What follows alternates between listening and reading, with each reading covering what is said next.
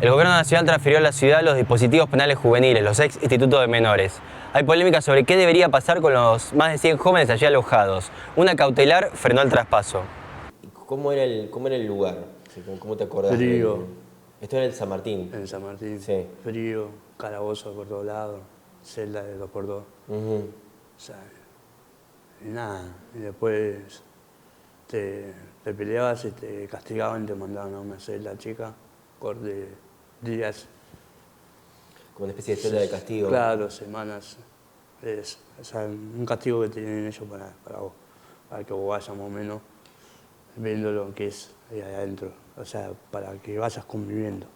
Está bueno que se dé porque la ciudad se va a hacer cargo de una población que no tenía capacidad de monitorear, ni controlar, ni evaluar su condición, su estado de condición, y que además fortalece la propia autonomía de la ciudad. El tema es la discusión sobre dónde y quién se hace cargo de la gestión de eso.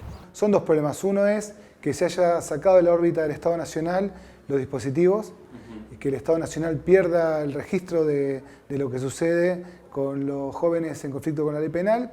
Y lo otro es que quien lo recibe es el Consejo de Derechos, que ahí es donde están los defensores. El gobierno de la ciudad ubicó los dispositivos penales juveniles en el Consejo de Niños, Niñas y Adolescentes, un organismo que se tiene que ocupar de controlar que se cumpla con los derechos de los niños y ahora también es su carcelero. Claro, lo que nosotros planteamos en términos de la lógica que implica esta decisión es que es contraria al espíritu no solo de la Ley de Infancia, la 114 de la ciudad, sino la propia Constitución de la ciudad, porque la ciudad tenía hasta ahora un sistema de protección que era referente en el país, referente en la región, sobre la perspectiva de protección integral.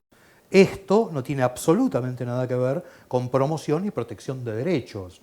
Si hay algo absolutamente claro en la actualidad, quizá no estaba claro a fines del siglo XIX, es la no confusión entre medidas de protección de derechos y mecanismos de encierro.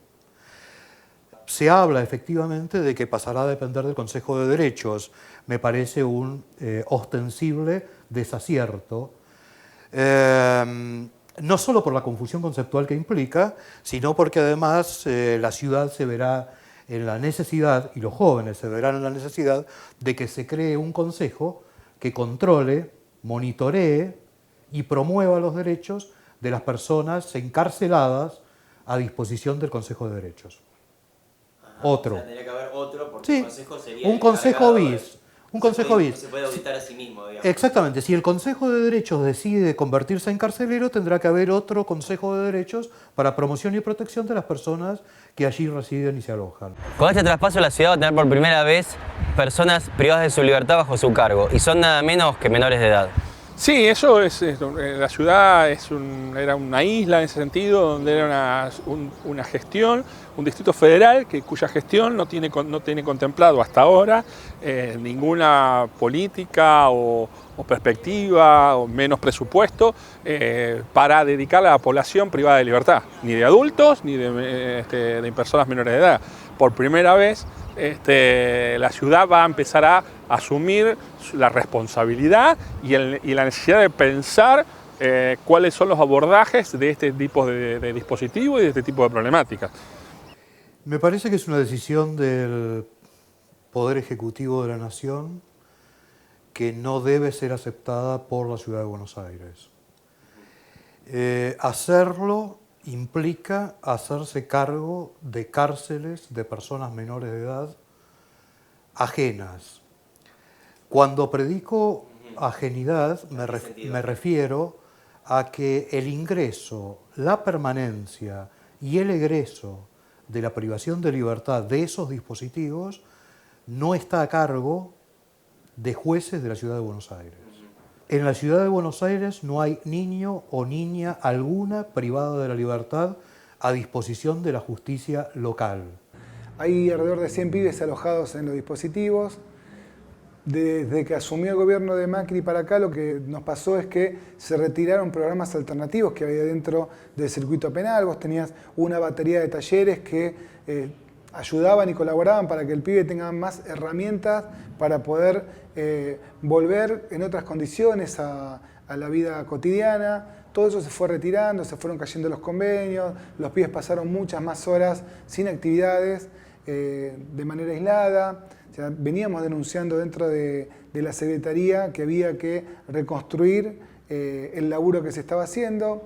No fuimos escuchados a los trabajadores, todo en vías de que se iba a trasladar a la Ciudad de Buenos Aires. Bueno, los pibes no tienen justamente por qué padecer la falta de garantías adentro de los lugares, no tienen por qué estar aislados, no tienen por qué no tener talleres, deberían poder gozar de poder tener lectoescritura, música, todo lo que ellos vienen haciendo, carpintería o lo que fuera, todo eso se fue retirando.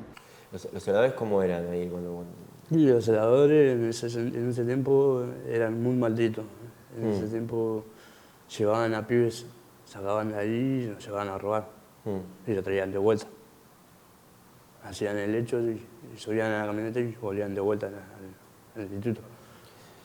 Y vos decías que los maltrataban los celadores. Sí, mucho. Ahí. Mucho.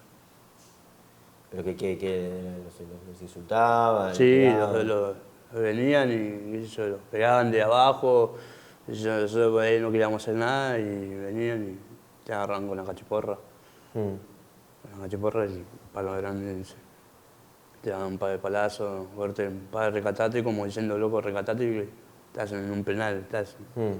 Acá no hay mamá, no hay papá, no hay tío, no hay hermano, no hay nada. Ahí sos vos solo, ¿no?